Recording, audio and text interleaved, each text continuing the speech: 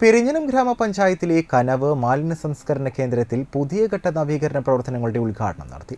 നവീകരണ പ്രവർത്തനങ്ങളുടെ ഭാഗമായി 12,57,054 രൂപ ചെലവഴിച്ച് MCF വിപുലീകരണം, 5,54,000 രൂപ ചെലവഴിച്ച് CCTV ക്യാമറ സ്ഥാപിക്കൽ, 89,370 രൂപ ചെലവഴിച്ച് ഹരിതകർമ്മസേനാംഗങ്ങൾക്കായി shelf sorting table, uniform, raincoat എന്നിവയും ബ്ലോക്ക് പഞ്ചായത്ത് അംഗം RK ബേബി മുൻകൈയെടുത്ത് സ്പോൺസർഷിപ്പ് മുഖേന ഫാനുകളുമാണ് നവീകരണ പ്രവർത്തനങ്ങൾ ഉൾപ്പെട്ടിട്ടുള്ളത്. Mathilakam block panchayat president CK Girija ഉദ്ഘാടനം ചെയ്തു. പെരിഞ്ഞനം ഗ്രാമപഞ്ചായത്ത് പ്രസിഡന്റ് വിനീത മോഹൻദാസ് അധ്യക്ഷത വഹിച്ചു. Vice president NK Abdul Nasar, panchayat വിവിധ സ്റ്റാൻഡിംഗ് കമ്മിറ്റി ചെയർപേഴ്സൺമാരായ ER ഷീല, സൈദ മുത്തുക്കോയ തങ്ങൾ, പഞ്ചായത്ത് അംഗങ്ങളായ സുജിത സലീഷ്, VM ഉണ്ണികൃഷ്ണൻ, ജയന്തി മനോജ്, ബ്ലോക്ക് മെമ്പർമാരായ RK Baby, KA Kareem, panchayat assistant secretary K mini എന്നിവർ സംസാരിച്ചു.